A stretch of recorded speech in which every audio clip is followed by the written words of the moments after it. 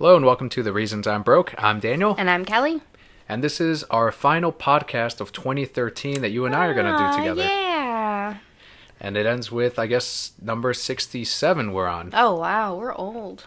Next week, I'm actually going to be doing the second part for the Superman vs. Batman movie script, the one from 2002, I believe, that never got made. If you remember, Alex and I were doing part one, and now we're going to try to finish it with part two. I think it's a great way to end 2013. Mm-hmm. And one of the reasons why we won't be doing another one next week is because the comic list is very short. On the week of Christmas, they actually don't release that many comic books. We have 2 DC books. We'll cover those in the new year. But first off, we're going to start with some news. Stephen Totillo from Kotaku.com wrote a nice article about how he thinks he is too nice for video game reviews because he overlooks more flaws in games than he does in books or movies. It was a very good article. Not many reviewers will admit that maybe they are too nice to video game developers or to the game itself when, depending on what the development size was, who the company was. And it's very interesting because to what do we hold our reviews when we talk about games or comics or movies? It kind of had me wondering, is it because we like a series that we're going to rate it better? Yes. Or is it because, you know, we saw that it was a 2-man team and look at what they accomplished with only 2 people? Is that fair? Do you just look at a game overall as a whole without taking into account what it is, who worked on it, or anything? What do you think? One of the questions I had notes on for us here is, should we take into account the amount of time something is spent on a piece of work when reviewing? This is a tough one for me because when I look at things, you know, I do point out the flaws. If you're rushing something out, it's a smaller amount of time. Even if it's a great game, it could have been better. So I'm not going to look and say, oh, you only had 3 months to work on it. Well, you did a great job for 3 months. I'm going to look at it and say, well, this was still wrong. Why didn't you postpone it a month? Because as much as people bitch and moan about games being postponed, they're always better for it. Mm-hmm. Well, I say always better. They should be better for it. Yeah, most of the time. One of those exceptions, I guess, would be Duke Nukem Forever. Postponed for years and ended up being really shitty. But, you know, maybe someone that reviews it says it plays like a last-gen game, and that's what I knew going into it, so maybe they give it a better review. Mm-hmm. It's just really interesting to think about. The second question, do we compare a piece of work to something competing with it as long as it's related? So for something like Battlefield and Call of Duty, which are both first-person shooters, but they're completely different, do you take one into account when reviewing the other? Or let's say a comic book, do we take last month's issue into account when reviewing the next one? I do, with comic books, because they're typically written and drawn by the same people.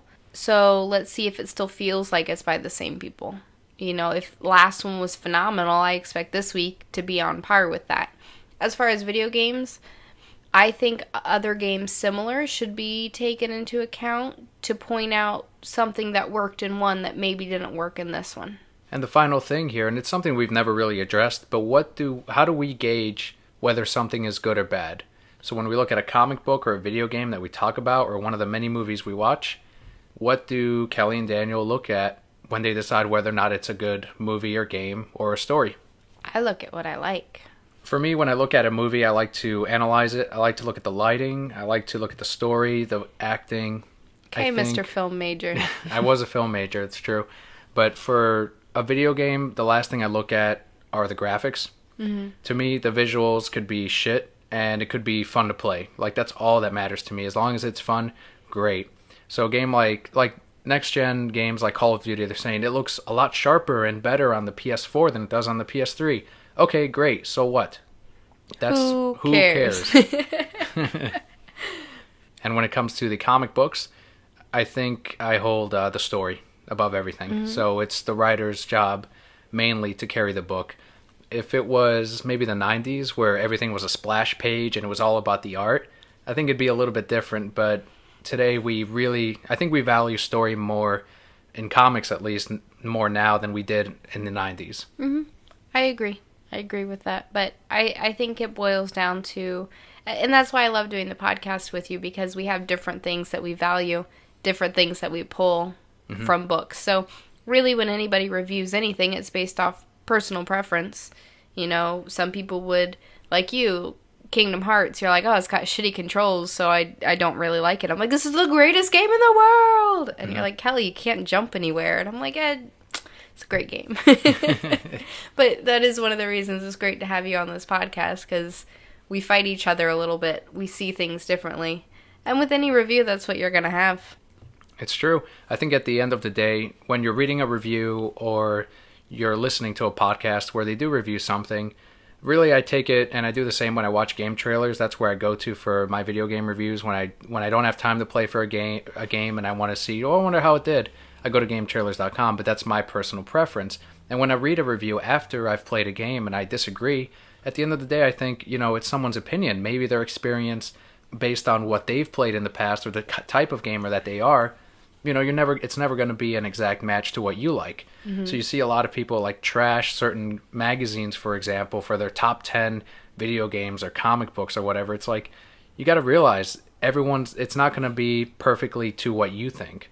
It's just going to be a general overall, maybe most people will like it. And, if you don't, then enjoy what you have. Mm-hmm. No one's taking that away from you because your favorite video game wasn't Game of the Year or your favorite comic book didn't make the top 5 list. Just enjoy it. It's still there. No, I can't, Dan. I can't. Can't enjoy it knowing you didn't enjoy it as much as me. My favorites must be everyone's favorites. And that's how we have dictators. Yeah. So, next bit of news here.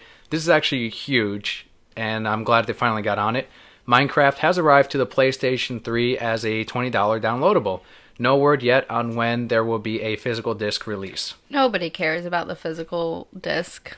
Well, honestly, if I was into Minecraft, I would probably get the physical disc. Really? I would. Reason being is if I know now with the cloud service, I can re-download my Minecraft thing. But I've got a ton of downloads now because I download like old games like Resident Evil 4. That's considered old now, Resident Evil 4.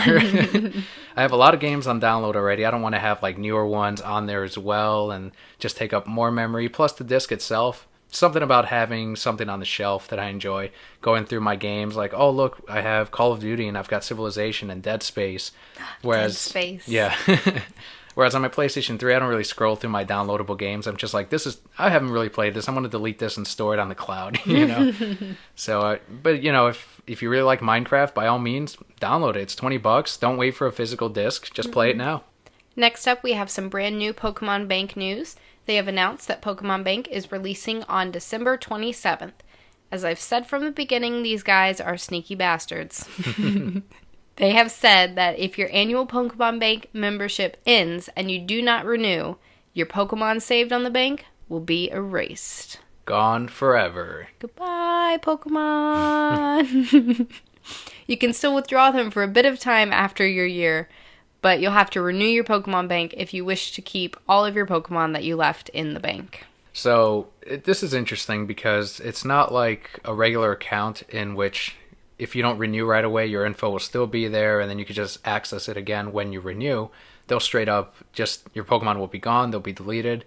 So absolutely make sure that before they do delete your Pokemon, store them all to your own personal PC. Like, I don't need these 30 Charmanders that I use for breeding. I just need the one or, whatever. It is smart of them. And something that just got announced actually as well is that everyone will have a free trial to Pokemon Bank. No. I think that is the best part of this because they are now not forcing you to buy Pokemon Bank if you just want to transfer your Pokemon from the old game to the new game. So they're not making it a thing now where they want to charge you if you want to do something basic that we've had since, the first Pokemon Bank where you can just transfer or trade your Pokemon from one game to another. Just if you just want to do that and you don't want to store your Pokemon in the cloud just in case something happens to your game or whatever, just use the free trial, transfer your Pokemon from Black and White 1 or 2, and you'll be good to go. You don't have to pay the membership or anything. Yeah, they'll trick you into... There'll be something where you'll end up paying the membership. Well, I think because you get the free trial, I think most people will go, you know what? I'm going to go ahead and get the full year. I think it's a better tactic than just forcing you to pay from the bat. Yeah, I'm still not getting it. I think they're sneaky.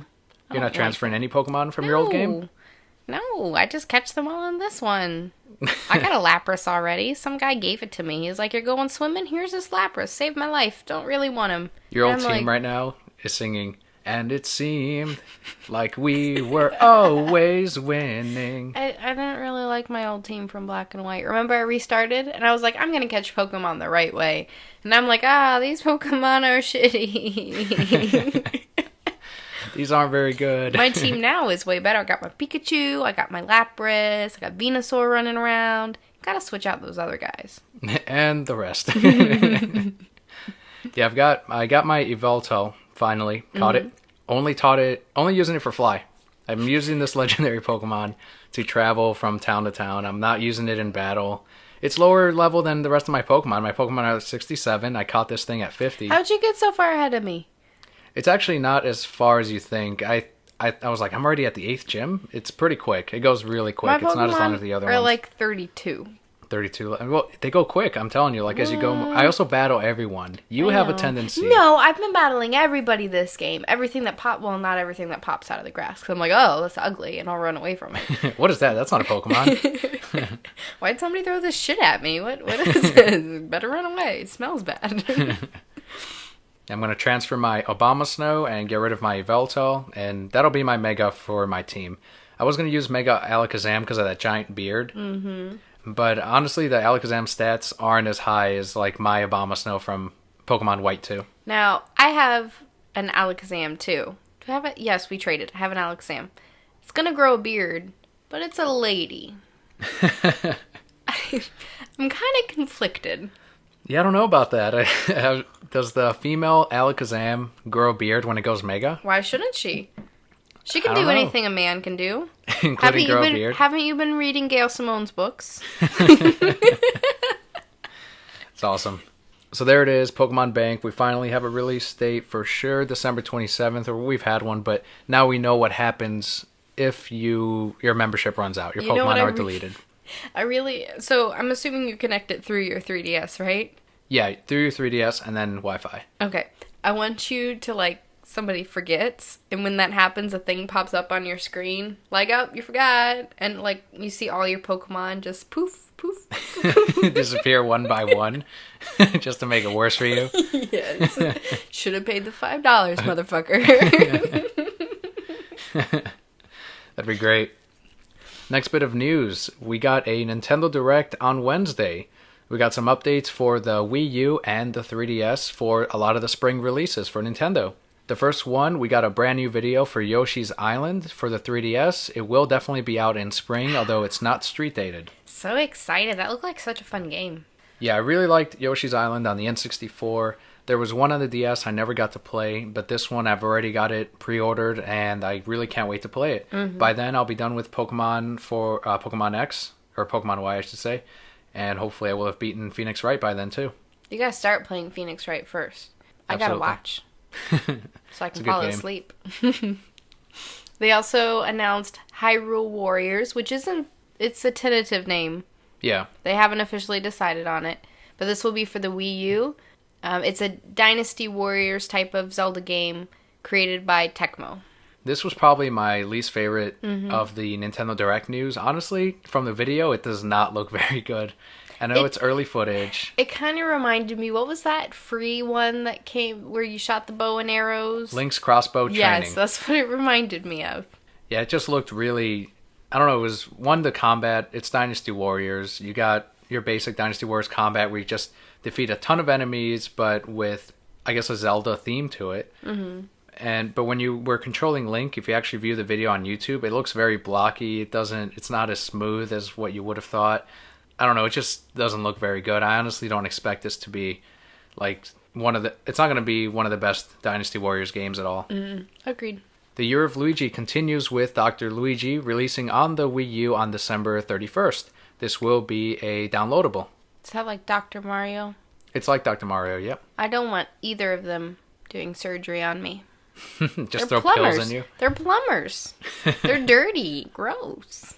And some Kirby news. They finally gave a name to the upcoming Kirby 3DS game. It is Kirby Triple Deluxe.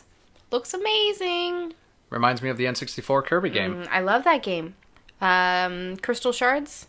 Yep. Yes, love that game. Loved the music. Had amazing music. And I flew bloop, bloop, bloop everywhere. That's what I did. One of the power-ups now is Kirby sucks up everything around him, And that's how you solve a lot of the puzzles. It's so cool. It unlocks new areas. I love that you play in the background and the foreground. Yeah, that's really cool. Also, that's really cool. Uses the 3DS's 3D effects, I think, really well there. Yep, great use of that. Some Smash Brothers news. Princess Rosalina will join the cast of Super Smash Brothers for the 3DS and the Wii U. Wasn't she in Mario Kart as well? She was in Mario Kart for the Wii. And she is the new Ice Climbers type of character for Smash Brothers. The little star, what were they called? The little star characters? I'm just going to call it Starfy. Starfy. That's what we called it, yeah. Starfy. And say there are now two new ones. Starites? Was that what they were I think called? maybe those were the little candy pieces. Ow. But that's how she plays. The little Starfy attacks the other characters, and Princess Rosalina. They had some really good combo moves. If you look at the video of her debut, it's really good. Like it's gonna be one of those characters that, once again, just like Princess Peach, kicks my ass if it's in the hands of like a really good Smash Brothers player. Once you learn how to master it, then yeah, there was some where they were kicking the opponent back and forth between each other, and it was awesome. Some people were like, "What a waste of a character! Why are we having Princess Rosalina?" You got to realize you got to have more female characters in the Smash Brothers cast, and this isn't like the last character they announced either. Like, this is it, and this is the last one. And I'm sure this wasn't the last one they developed either. Like, okay, we only have one more spot. Who should we do? Should we do another Star Fox character? No, it's just they wanted another character in there, and that's who it is. But every time they announce a new character, like the Wii Fit trainer, I'm so excited for that one. They're like, I'm gonna kick your ass with my yoga. For that one, people didn't like that one. Why? It's awesome. You know, the male trainer's in there now too. Really? Yep. Now you can choose either character. It's like a skin swap, I think. Okay, fine. Still, you're kicking ass with yoga. Who doesn't want to kick ass with yoga? And finally, during the announcement, the NES Remix released on the Wii U eShop for $15. This is taking a bunch of the old NES games and kind of making them into like a WarioWare type of game, where you can play as Link in the Donkey Kong level, or they'll do like a new mode where try to clear the level as quickly as you can, but we're going to remove the platforms every 5 seconds. That kind of thing. Early reviews are saying that it's a little light on content for $15, and they would have liked like an unlockable, you get the NES game, like 2 of them, let's say, after you beat the game. So, I mean, it's getting average reviews. I think it's more for people my age and older that grew up with some of these games and want to see something different. Like, who doesn't want to kick ass with Link going up on the Donkey Kong level? It's just so much fun. I think it's a really good idea. Because it is downloadable too, it's something they could add more to. Like, oh yeah, maybe we should have made it unlockable. Here, you bought it, let's throw this in there. Not that they will, but they should. And I think it's cool too, these games that you love, now it's kind of like a hard mode. Oh, platforms are gone, now you gotta make it through the whole level. It's like DDR without the arrows. Right. Yeah, there was all kinds of modes. So that's kind of neat. Pretty good Nintendo Direct overall. And with that, we can jump into some comic book news. Joseph Gordon-Levitt has announced over Twitter that he is working with David Goyer, Neil Gaiman, and Warner Brothers on a Sandman film. Very exciting. People, when this news first broke out, there was rumors that Joseph Gordon-Levitt was going to be the lead for the movie, and that he was also going to direct and produce and everything. All he said is that he's working on the Sandman movie with Warner Brothers, and I think that's just great news overall. Yeah, Sandman, there's a lot of potential with that. I'm really excited. Yeah, I wonder if they're going to start with what we're reading now, or if they're going to incorporate that into the beginning, or if they'll just start with the original story in which he is trapped, and then we see everything unfold after that. I don't know. We'll see. And we finally had some answers to Kelly's question of the week. Yes! My question was, what is your favorite incarnation of Batman ever, and why? Yeah, the first answer from Carlos Caballero, that's our artist. He made the logo for the podcast. You can find his page at caballeroart.blogspot.com. That's CABALEIRO art.blogspot.com. His answer, I've got to say it's two, and they are strongly tied together. Batman the Animated Series and Steve Englehart / Marshall Rogers' take on Batman. It's Batman at his peak. Dark but not too grim. Dick Grayson is still Robin. He's at his peak as well. Classic stories, classic villains, love interests, humor, and lots of Bruce Wayne. Hugo Strange, Rupert Thorne, and Jokerfish. Nuff said. I hope that love interest is Catwoman. My love interest is for Batman the Animated Series. That was one of his picks, and I'm like, Of course. Why would it be anything other than that? There's other Batman? What? Everything else is extra, and I that meant was like, good too. by incarnation, I meant episode from the animated series. And next we have one from @DarkKnightDrew. He said, is Kevin Conroy an answer? Because Kevin Conroy should be an answer. This man is so right. Kevin Conroy should be the answer to... Do you want to be on the podcast? I think you should be on the podcast. Kevin Conroy equals Batman. Yes. So that is the perfect answer, really. Mm-hmm.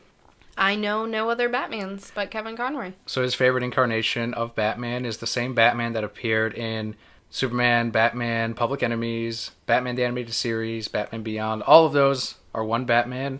So it's a great pick. Mm-hmm. Kevin Very Conroy. good answer. Yep. Ours is obvious, so I don't think I don't think it's necessary to share too much on that. Animated series. Of course. With that, we can jump into comic books for the last batch of comics of 2013. Aww. We'll start off with some indie books, move into Marvel, and finally close it out with DC Comics. We'll have another question at the end of all of this. First up, we have Adventure Time number 23. This one's written by Ryan North and Jen Bennett, with art by Shelley Paroline, Mark Holmes, and Seo Kim. This Adventure Time is starting to really close up on the giant bubblegum monster, and we're getting some answers on how that took over the Candy Kingdom. Again, it is science. It's science's fault. Princess Bubblegum tried to create a child because she wants to be immortal through the DNA that she would pass on to any future generations.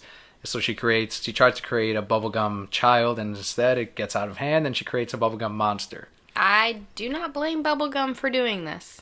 For taking over the Candy Kingdom? Or? For wanting to be immortal. Like, good for her. She's got science. She's going to figure it out. More power. Maybe she wants to be immortal with Marceline. Maybe. That would work.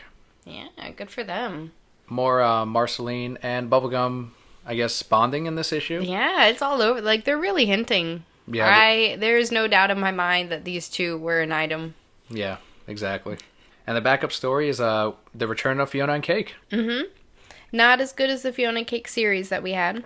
We do get to see Marshall Lee, and it's kind of a parody off the Marceline French Fries song. That was from the show, right? Yes.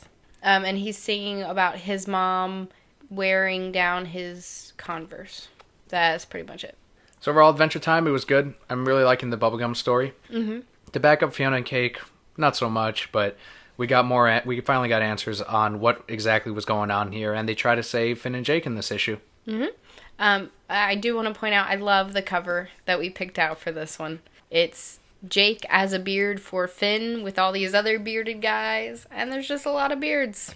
And they're trying to sneak by. Yeah, pretty cool. Giant yellow beard. With eyes and a mouth. Next is Bravest Warriors, number 15, written and drawn by Ryan Pequin. He does awesome stuff with this series. This issue had a couple of different things going on with it. You have different artists as well, which I'll end up naming here in a second.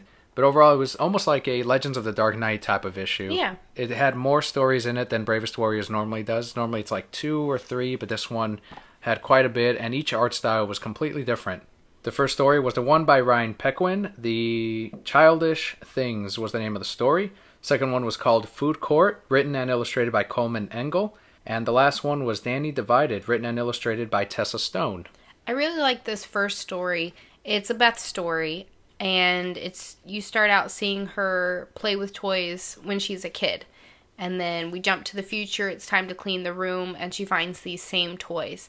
And I do this all the time. It's really funny. But she pulls out the toys and she plays with them again.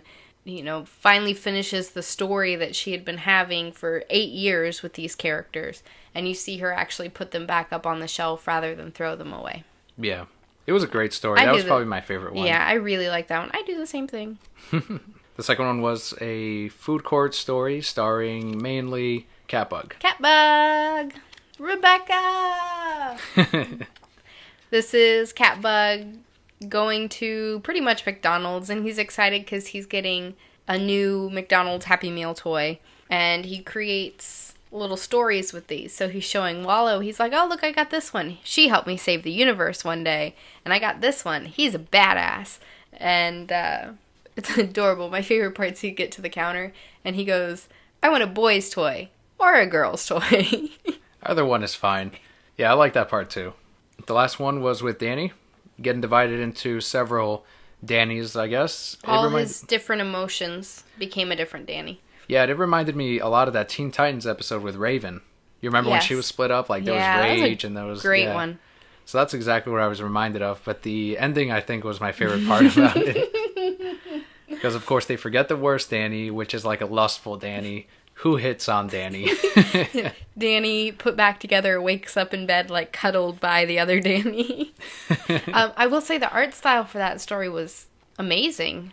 I think that was my favorite of all of them. Very, kind of like reading a manga, I guess, almost. Right. Very Japanese style. Very digitalized as well. It was good. Mm-hmm. Overall, great issue for Bravest Warriors. Next is Red Sonja, number 6. This one's written by Gail Simone with art by Walter Giovanni. We get to see the end of Dark Anasia. Yeah, it concludes the story between Red Sonja and the King, actually. This first arc ends here. So if you want to start picking up Red Sonja, you can start at number 7. It'll be a fresh, brand new story. Great story, though. From start to finish, I really liked this arc. It just kind of came full circle, completed everything. It was amazing. Right, I think, I don't want to spoil the issue, but I feel like we could have gotten way more out of this relationship between Red Sonja and Anasia. And I don't know if we're going to see that after this issue. Gail, of course, can still write up a story that could include both characters again, but I wanted to see them work through more together. And that's what I told her on Twitter when she was talking about Red Sonja number 6. I can see why she ended it where it did, though. And if she wanted to bring anything back, she could always have Sonja trying to deal with the loss of such an important person. Not just this one person, but we see multiple people who were influential in her life that are now gone. And she could do a lot with that. But Red Sonja kicked it off really strong. 6 excellent issues. And one of my favorite new series of 2013. Mine as well. Next was Samurai Jack number 3, written by Jim Zub, art by Andy Soriano. I almost cried. Jack is continuing to gather up the threads of time to try to get back into the future or back to his time to stop Mako. Aku. Mako. But here he meets Hercules from Disney's animated movies. Looks exactly like Hercules. Yeah, I liked that movie. This story was better than that movie. It was. It was. It was great. I think if you're not picking up Samurai Jack number 3 and the last issue too, it stands on its own while continuing his quest. And that's what I've been liking about Samurai Jack. I think 3 issues in, we kind of know the pattern they're going for now. And if they continue it with issues like this, and it could be one of the strongest kids comics of 2014. This was a very powerful issue. Like I said, I almost cried in it. It had, halfway through the comic, it was just that, moment. And it just, man, my heart's in my feet. I feel it right now. I feel so bad. But, it was great. And there's very few words, like we've said before. Very much takes after the series where Jack doesn't really say a lot. Just a lot of imagery. And to get that kind of emotion from that is, I was blown away. It was great. I really hope the sales are strong on this series because after an issue like this, and the last one was pretty good as well, we enjoyed it. We want to see Samurai Jack's journey continue and eventually conclude. You know what should have played at the end of this comic? What's that? Leaves from the vine. It would have been good. It would have been perfect. Because he's right by a tree too, yes. just like in Avatar. Now we've Mako. So I can't wait for the next issue. Not our pick of the week though. No, you already know my pick of the week. Saga number 17, written by Brian K. Vaughan, art by Fiona Staples. This is my pick of the week. Because nobody knew it when the tag says Saga. So we get the introduction of a new character in this. Yeah, some weird magician. It's clearly someone from Hogwarts. Like, if you look at the character design, he's wearing, like, the Hogwarts type of school outfit, and he has a wand. We open up seeing the 2 reporters who, in the last issue, the one before that, they're like, we're not gay. And now they're sleeping together, so good for them. Not gay. Are you? You gotta tell that story someday. It's a great story. I gotta tell that story. It's a great story. We get to see the Will and kind of a cliffhanger with him. Yeah, let's see what happens. This actually picks up the one that was right after the break. This picks up right where that one ended. So it's been a long time. We've now come full circle back to where the Duke shows up at Cyclops' house. Mm-hmm. And we get to see what happens there. Man, that made me sad. Stop flipping through. You're giving me emotions. Yeah, what's fun about this issue is now we're following these different characters, right? These protagonists, all these characters we've been introduced to, and we care about all of them. But there's a point now in which there is a conflict between them. It's not even between the villains of the story. They're not really in this picture. All in the same place. All in the same place, and some pretty heavy shit happened in this one where you're like, I don't even know who's in the right in this, because what happened wasn't intentional and it wasn't evil, but I mean, on the other side, someone lost something pretty big. But we did get my favorite realization in this whole book. We get to find out what the opposite of war is. Yeah, that was awesome. We've been going through this whole thing, and Cyclops like, why does everyone think the opposite of war is peace? It's not peace. We find out what it is in this book. Amazing. That was an epic moment. It was. Yeah. I'm like, I agree. Let us all partake. So this was your pick of the week, clearly. Yeah, Saga will probably forever be my pick of the week. Poor Batman. Okay, but here's the thing. Poor Batman, poor Dustin Nguyen. Listen, you're not listening. The 1 week that this saga does not live up to the previous saga the month before, then it probably won't be my pick of the week. But in 17 issues, I have not had an issue that has not lived up to the issue before it, or gone above the issue before it. Never. And I got you into it. Yes, you did. I was like, love story, read. And you made me read it in Starbucks with like butts and wieners hanging out everywhere. Yeah, opening the book and there's like sex scenes and you're like, and I'm like, oh, should I be reading this here? Someone's gonna look at it and see them. Yeah. Think I'm a pervert. Yeah, now I just don't care. I'm like, look, amazing. Run up to little kids, you should read this. Look at the penises. They're funny colors.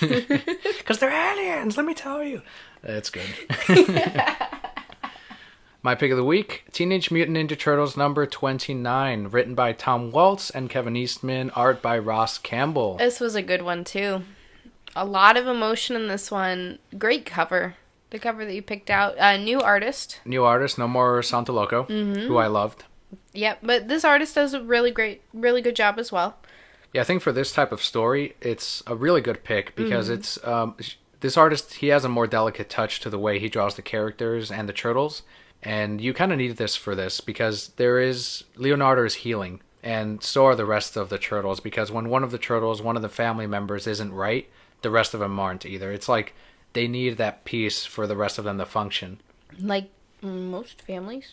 Yeah, I mean, I think if Leonardo would have died, they would have coped and I guess eventually continued on, just not the same. But here they have the opportunity where they can still technically lose Leonardo, not necessarily his life, but he's still brainwashed. He's still recovering from that. He's flipping back and forth between everything that's happened.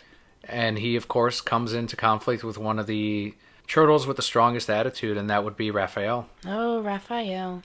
I was telling Alex, who again, we're going to be doing the Superman vs. Batman script reading, that if there's one turtle that can carry his own book, that can have his own book, it would be Raphael. Michelangelo.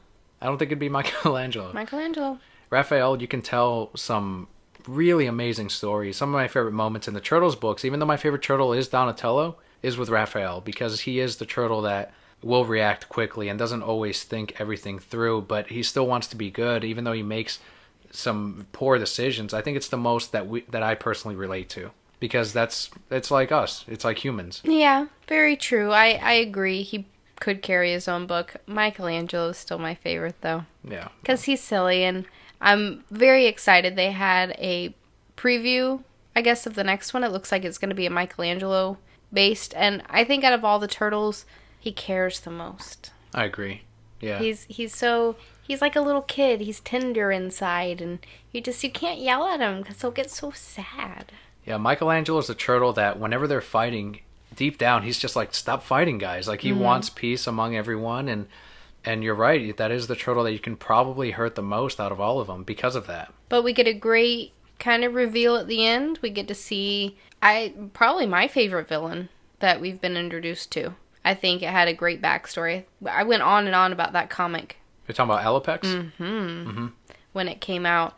Really looking forward to seeing where that goes. Do you trust Alopex? I do. You trust her? I trust her. They give you that foreshadowing like, shouldn't trust her. And I'm like, I trust her, though. You guys are being silly. Stop it, Ryder. You're not fooling me. Yeah, go away. Just take a nap. Cut to like 5 months later. Oh, she killed Michelangelo. No! Still trust her. So what was my pick of the week? Great comic. It was a great comic. We're going to jump into Marvel now. We have Superior Spider-Man number 24. This is written by Dan Slott and Christos Engage with art by Humberto Ramos. The Venom story continues. Last month we didn't say what happened at the end, but here Doc Ock, Superior Spider-Man, is now Venom. The symbiote is on Otto Octavius. Superior Symbiote Spider-Man? He calls himself Superior Venom. But at this issue, it is fallout for Doc Ock, unfortunately. He is trying to prove that he can control the Venom symbiote, and for the most part he can, but it is making him even more aggressive. Superior Spider-Man is already a Spider-Man that kills people and harms them more than a Batman would. And with Venom, this drug, essentially, is what it is, because he's kind of starting to get hooked on that power and that speed. It can, I think he's going to do something that he'll regret, and he'll actually end up hurting someone that he really cares about. That normally happens when Venom comes about. Well, yeah, shit's going to go down. But it makes for a great story. And here they're setting up the pieces for that, and I really don't want to see, I don't want to see him fall. And that's why this is a great book, because it makes you care about the character. Clearly he will go sailing. No more. He is, I think I know he's going to hurt. Who do you think? It's not technically spoiling it because it hasn't happened yet. You think it's Aunt May or the love interest? I think it's going to be the love interest. Unfortunately, I think you're right. I think he's going to try too hard to give her what she wants. Try to make her happy. And it's going to backfire, and she's going to be like, look, this isn't working. That's what I think is going to happen. But to the listeners out there, do you care about Otto Octavius as well? Let us know after this issue on Twitter @ReasonsI'mBroke. Head on over to the first listener, marvel.com/redeem. Enter the following code. TMA4UEAX1G4I. Read it, let us know what you thought. Superior Venom, that is Superior Spider-Man number 24. Let us know who he's going to hurt. Next, on to DC. Batman and Two-Face number 26, written by Peter J. Tomasi, art by Pat Gleason and Mick Gray. Awesome issue. Almost my pick of the week. It was close, really close. Yeah, it was. We get to see Erin's backstory, which I don't know if you remember as we were talking about her. I'm like, what's her deal? Why is she? I don't even really like her. And now I'm like, she's amazing. And it continues the trend of Two-Face, twos, and she has a twin, and we see the entire story here. We see why she goes after Harvey Dent and why we should care. Yeah, it was paced really well, too. This whole backstory, I feel like we got so much information about her and just, small amount. From small a book that's $2.99. So the page count isn't high, but we did get a lot of information, like you said, without bogging us down with dialogue or story. The art, of course, is really good. You get some action in there. Great Alfred moments again. Always. Alfred's the best. When Alfred can hate anyone, even if you sympathize for that character, he can hate Mr. Freeze, and I'd just be like, Alfred is funny. Like, I would not, just the jokes he would make at Mr. Freeze's expense, I would still be like, that's Alfred for you. It's Alfred. Little Alfred. We need to make that comic. Why didn't we? And the reason why this issue was so good is, like you said, the backstory for Erin. Before, we were like, poor Harvey Dent. Like, we feel so bad for Harvey, this New 52 origin. And now you feel bad for her because, whoa, wait a minute, maybe we shouldn't have felt bad for Harvey. Harvey's an ass. So what's going to happen here? Can't wait for... Batman's going to stop all of them. He's going to go, sit down. That's enough. Both of you. Cover was phenomenal, though. It was really, really good. For nothing else, get it for this cover. Mount it up on your wall. It was actually, it's our Twitter header for this week. If you guys have, like, your wedding picture up, take it down. Put this one up instead. Batman and Two-Face, yep. Batman and Two-Face number 26. Next is Batman Beyond Universe number 5. This one's written by Kyle Higgins and Christos Engage with art by Tony Silas and Ivan Coelho. My mind went... She did that exact thing after she read that page. 4 times. And then I went, wow! Just like that, too, didn't I? You did? That's for the Batman Beyond story portion of the comic. I kept trying to peek. I'm like, slow down. Yeah, because I hadn't read it yet. Yes. Right. Chill out. Can I spoil it? Can I spoil it? Can I spoil it? You can, actually, because this issue has been out digitally for quite a bit. Man-Bat with a beard. And it is the original Man-Bat. With a beard. Yeah. He's like Santa Man-Bat. Kirk Landstrom. Yes. And he is in control. He's not, Man-Bat crazy or whatever. That's just who he is now. He's a Man-Bat with a beard. And it works. Like, why not? He's like Alakazam. Mega Alakazam. That he's this old-ass 80-year-old Man-Bat with a beard. Still got a 6-pack. Good for him. Walks around without a shirt. The ripped pants from the animated series. Still wearing those same pants 80 years later. Put on new pants, Kirk. Get some money. Good on them for sticking to that first episode on leather wings and sticking to that Man-Bat design. The same light blue pants from the animated series. Yeah. Still wears them in the Batman Beyond universe. Ripped the exact same way. With a beard. I love to... They threw back right to the animated series, too. Terry's talking to Dick. Because Terry lost his hearing, and he's talking about being afraid and all this stuff, and Dick's remembering, and you just see screenshots pretty much, I mean, not screenshots, but of the episode where Dick gets the fear toxin in him. Right. And he's scared to climb things, and I don't know. That was a great throwback. Mm-hmm. That made me so happy. It reaffirmed for me that this is a continuation of our animated series. Because I had kind of forgotten that. Yeah, it's Batman Beyond, but this is my animated series Beyond. That's what it should be called. And then the ending. I still don't know why the ending surprised you so much. I'm like, well, of course he's in this. Well, no, I wasn't surprised. I was excited because he's always in the background, and now he's in the foreground. Yeah. Well, can I spoil that too? Yeah. Okay, so then Terry's like, fine, I gotta go after Santa Man-Bat. That's Mega Alakazam Man-Bat? Yes. Mega Alakazam. Mega Man-Bat. I gotta go after Mega Man-Bat. And they're like, fine, but you're gonna need somebody to help you. And he's like, oh, so do I get, like, Screech and we just, like, do some deal where he helps us, but then we get... And they're like, no, are you fucking kidding? We can't do that. That only works in the movies. Yeah, they were like, you're an idiot, Terry. Both Barbara and Dick were like, you're a fucking idiot. Like, it was so funny. And then they're like, no, you're going to need somebody who knows what they're doing. And then Bruce walks out. It's pretty awesome because Barbara says, someone who helped build his weapons off screen, off the panel. Someone he has a history with. Brr, brr, brr, brr. So awesome. And what's the next issue called? The next one is called System Override. The next Beyond issue. It says at the bottom. Oh, it's called The Batmen. The Mega Batman. They must mean Batman Beyond, right? No. They're talking about Bruce and Kirk. Yeah. Those are the Batmen. That's what I was thinking. Were they really talking about Terry? Because that did not cross my mind at all with that title. I thought of Bruce and Kirk. Yeah. I do want to see Bruce take an elbow to fucking Kirk Langstrom. I want to see them, like, fight and then decide to be friends. Yeah, because in the original series, in the animated, they weren't... What Kirk was doing, it was more because he lost control. It was more of like the Dr. Jekyll and Mr. Hyde type of story. Mm-hmm. And it was all about Kirk trying to advance human evolution, but advancing it with bat DNA because he felt that he could improve humans through the bat serum that he had. And that's when Batman's like, yeah, you're going too fast, it's going too crazy, you can't control it. And in the end, it turns out Batman was right.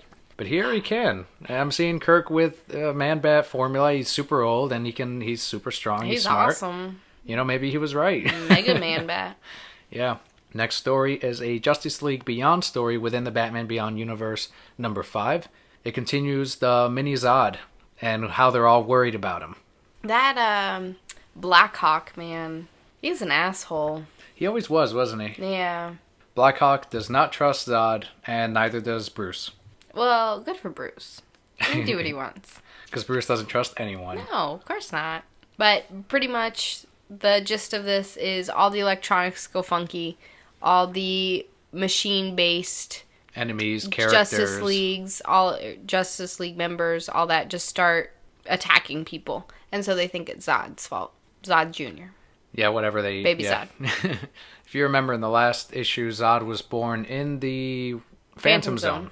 And Superman kind of rescued him from there, saying, the world's not like this. Let me show you. Be a part of the Justice League. Join the rest of these kids. Because that's really what this Justice League is. It's just, a bunch of like younger kids. And then Superman taking care of them as the leader. And then Batman telling Superman why he's wrong. This week, I guess we did have... I didn't think we were going to have one. We did. Again. Another week of Superman Loves Batman. We always have Superman. Have I not told you? There could not even be a Superman-Batman book, and I will find where Superman is gay for Batman. This is my superpower. That calls for the Superman Loves Batman theme song. And go. I can lift you up. I can show you what you want to see and take you where you want to be. You could be my luck.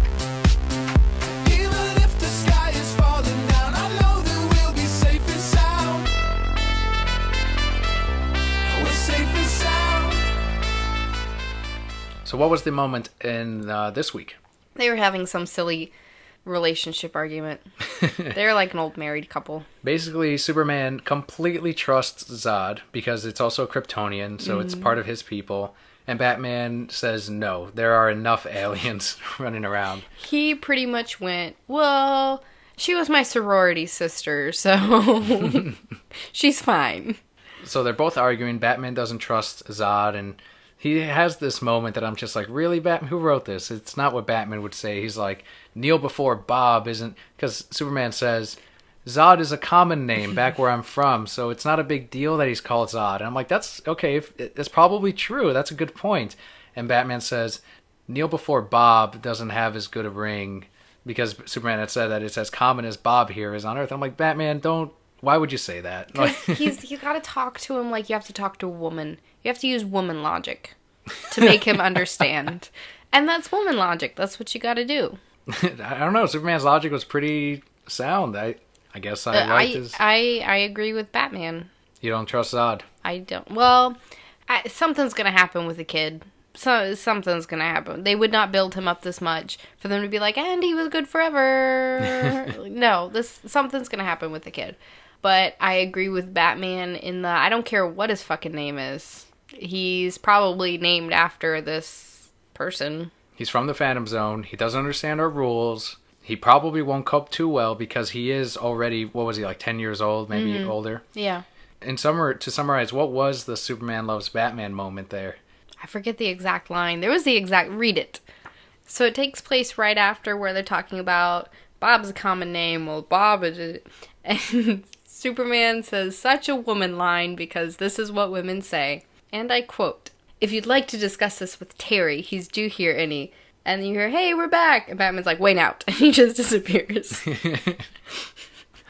That's exactly what happens. If you want to discuss this with Terry, it's like, Superman, stop being so dramatic. Even though Batman's the one that's like, I don't trust him.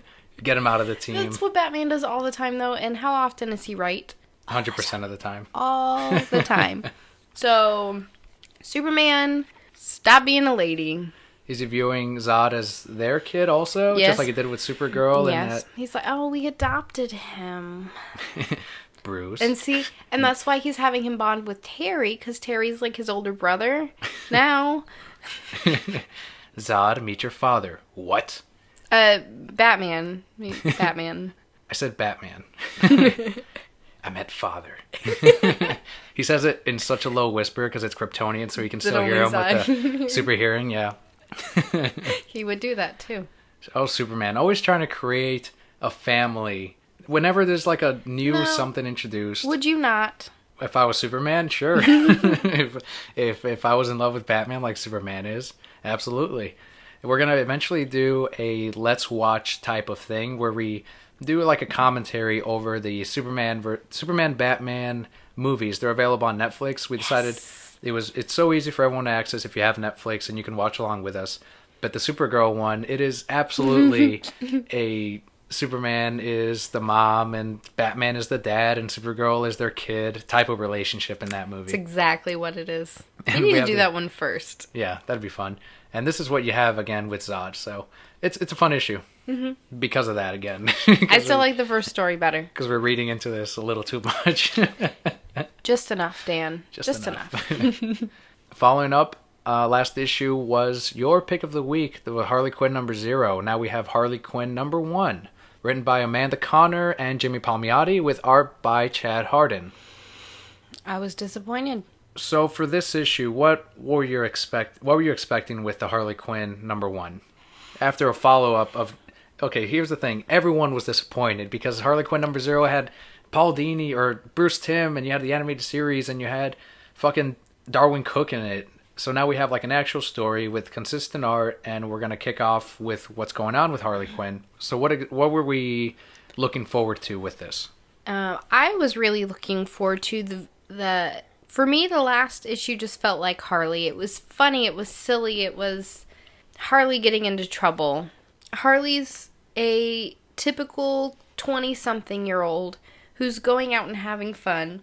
She just takes it a step farther than all the rest of us do. This issue didn't feel like that to me. This felt like they were trying to make her serious, but still that person. For me, see, I'm gonna disagree. The opening to Harley Quinn number 1 was very much what you were talking about. Someone trying to have fun. She rescues a dog that's being dragged on the street by punishing the owner in a very similar fashion. Like, the dog's being dragged on the road, so she grabs the owner, throws a whip around his fucking neck, and drags him on the fucking road on the back of her motorcycle. Like, that's exactly what Harley Quinn would do.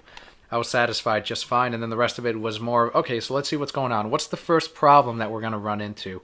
Someone's put out a hit on Harley Quinn. Who is it? Let's find out. But she has a job now. She's actually a roller derby girl. That's what she does, what is it, every week or every...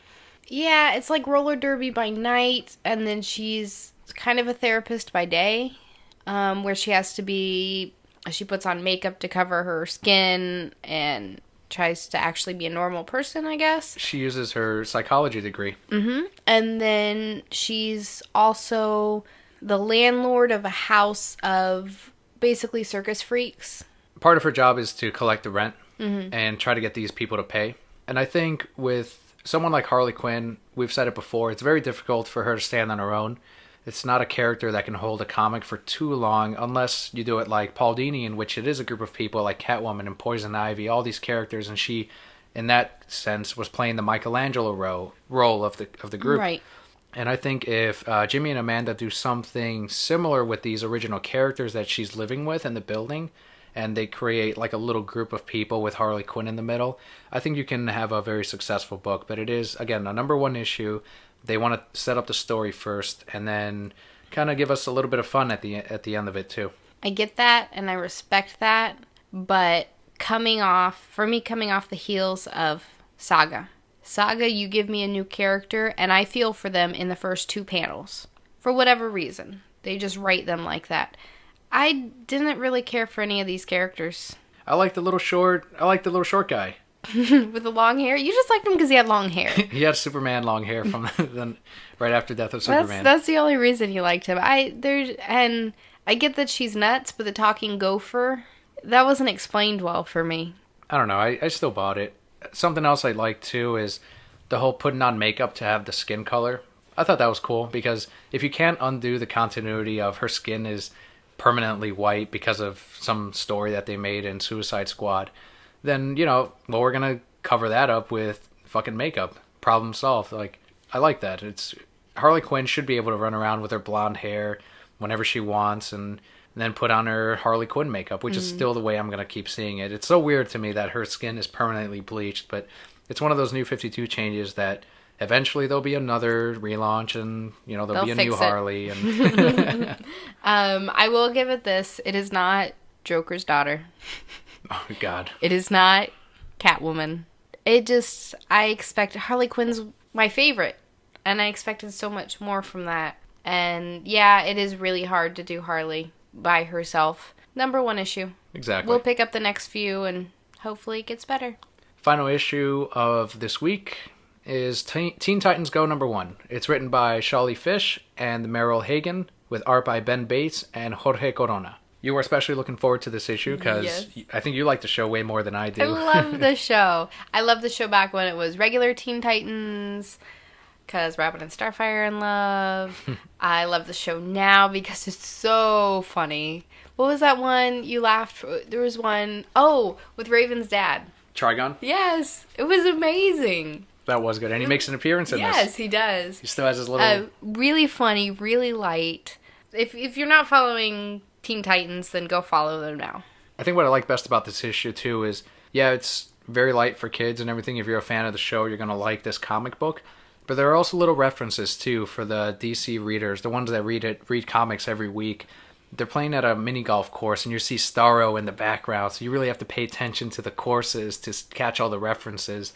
You get the Hall of Justice at one point. Just little things like that made me appreciate the book more, because they could have easily just made it a regular whatever golf course, or just not even have to put in a background. But no, not only did they do that, but they also made sure to, like, okay, now we're going to include, this thing over here, and now we're going to have this over here. Like, it was smart. That's what an artist that really appreciates the book and the story and really gives it their all is going to do. Well, that also pulls from the show, too, if any of you ever watch the show. I think I spend more time watching the backgrounds. Because, like, in Raven's room, everybody's got pictures, like teenagers do, hanging up on their walls. In Raven's room, you've got Ra's al Ghul. You gotta look for him. In Robin's room, you've got all these Batman pictures, or all these villains. They go inside the elevator. There was an episode where they spent it in the elevator, and there's just every villain you could think of, and we spend the whole time, oh, look, it's that person and that person, or... Funny enough, the golf one from the TV show where they hit it down a hole and you go into Ra's al Ghul's tomb for whatever reason is in Jump City. Mm-hmm. So it's great. I love that they pulled that from the show to incorporate that in this one. But it was very lighthearted. It was very cute. I thought it was worth the money. Yeah, and that'll do it for comics this week. Your pick of the week? Saga number 17. Mine was Teenage Mutant Ninja Turtles number 29. As our final podcast together of 2013, we're going to kick off the new year with a bunch of new stuff. We're going to hopefully have more guests on and hopefully do even more giveaways. But that's still in the works. It's a lot of background work, a lot of time on top of school and work and everything. So, But the best part is you guys are sticking around. You're listening every week, and it's great. And we appreciate all the feedback on Twitter, @ReasonsI'mBroke. With that, we're going to end the podcast, this episode, with what we want to see in 2014. If we could control the universe and we could see, the return of something, or this new video game, or this new comic book, what would it be for each of us? I can only pick one thing. Let's do a couple things. Okay. This will be fun. Okay, what would we like to see return? Really, Dan?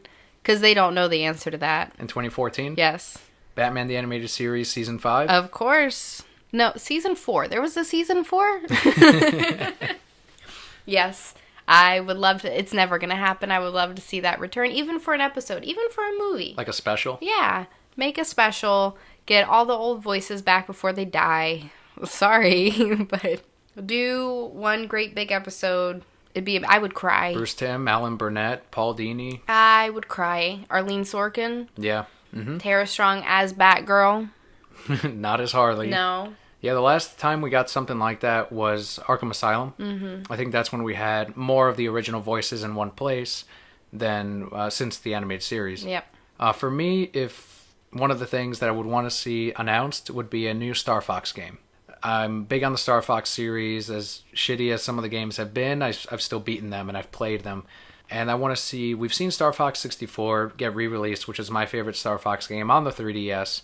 And I played it and it was fun. And they gave you the option of playing like the N64 type of voices for the game or the brand new updated 3DS. Great. Perfect. Now let's see another one. Let's see another flight-only Star Fox game for the Wii U. With the graphics that you can do with the Wii U, it's a powerful machine. Imagine the galaxy flying through it and all the explosions and destructions. We're waiting for that. Mm-hmm. I'm waiting for that at least. Someone else is saying, I want something new, and then they release something new and they don't fucking buy it or support it. And then they release something like Star Fox, like, I want a new Star Fox game. I'm happy if you're going to hear people go, oh, it's the same shit. They just rehash everything. Like, that's what I want to see. If I could have any game release in 2014. I'm already happy they announced Kingdom Hearts 3. So there you go, out of the picture, don't have to mention that one. Can you guess it? You can guess it. I cannot. No? Pokemon Snap for the Wii U. Wii U. With that gamepad, I think I went on like for an hour about it once. But you could do so much. You're actually pretend it's your camera. You're turning and you're taking pictures. Amazing. I'd buy it like 4 times. For me, I have another one. I know the movie doesn't come out till 2015, but we should hopefully see a teaser next year for the Superman vs. Batman movie. We've gotten the announcement of Wonder Woman already. If you could have, not that this is going to happen, but if one more Justice League member could be announced and maybe they show the costume or whatever, which one member would you want? I'm stuck between 2. I probably have the other one because I'm between 2 as well, but I have the one that I would want. I would want Jon Stewart. Jon Stewart, Green Lantern? Martian Manhunter. Oh, man. I also had Flash, too. I would love to see Flash. He's definitely in the Justice League. There's no way they're not going to put... I bet you they'll do Cyborg as well. That'd be cool. It seems like they're really pushing Cyborg. Can't have 2 black guys in Justice League. Why not? Come on, Dan. They're not going to do that. They've got 2 aliens on 2 aliens. Can I say it like that, too? 2 aliens. That Kryptonian guy. He's gay, too. He's only for Batman, though, so it's... They're just breaking all these boundaries. I would love to see Cyborg. I would love to see... Jon Stewart. Can Phil Lamar actually bulk up and be Jon Stewart? Only if Kevin Conroy can be cast as Batman. Gotta dip him in the Lazarus pit first. I'm sorry. Like Phil Lamar is like young and spry or something. Hey, now he's younger than Kevin Conroy. A little bit younger, come on. He's old man Bruce now. Kevin Conroy has age spots, Dan. Martian Manhunter would be great, though, especially if they follow his background that we've seen in the New 52. Really dark and awesome. You need to open a movie with that. Open the movie with Martian Manhunter's background. People are going, the fuck is going on? And then switch to something totally different. Come back to it later. Boom, written, somebody produce it. Done. Cast it. The Reasons I'm Broke completely gives permission to Warner Brothers to take Kelly's idea and make money with it. Just put my name in there. No, I would just be happy to see it on the screen. So Martian Manhunter, would you want to see him done with full makeup? Or would you want to see something like Watchmen did with Dr. Manhattan, where it's CG? That was good. As long as they don't do what they did with Green Lantern. Where it's half and half. It's weird. Yeah, that mask thing and then the suit was... That half the terrible. time I was like, his neck doesn't... line up. It's weird. It was weird. No, I would love to see them try full body makeup, but I know they would never do it. So if they can produce what they did with Martian or Dr. Manhattan, more props to them. Awesome. Because his eyes would always have to be red. Yeah, that'd be cool. All his shape shifting. Man. Yeah, the shape shifting. Yeah, it's going to look great on the big screen. I can't wait for that. Amazing. They haven't even announced Justice League, and we're already like, oh, that's going to look awesome when this happens. Justice League probably won't come out till like 2020 or whatever, but I would love to see the movie open with that. His planet's destruction or something. Yes. Yeah. But I think that'll do it for the podcast this week. Closing out number 67. Hope you enjoy next week's, which again will be the Superman vs. Batman script reading with Alex and I. But with that, we can't wait to see you next year in 2014. Follow us on Twitter at ReasonsI'mBroke. Let us know what made you broke this week. #ReasonsI'mBroke. And thank you all again for your continued support. Please show that support through iTunes. You can leave us a rating, a comment. Helps other people find us. Word of mouth is the best way to spread us as well. But you can find us on iTunes. Just search The Reasons I'm Broke. Also on YouTube, we will be putting up the Harley Quinn bombshell statue unboxing this week. So make sure to subscribe on YouTube. Just search The Reasons I'm Broke, where we also upload the podcast. But that will do it for this week and this year, guys. Dan will see you next week, and I will see you in 2014. As always, I'm Kelli. And I'm Daniel. We'll see you next year.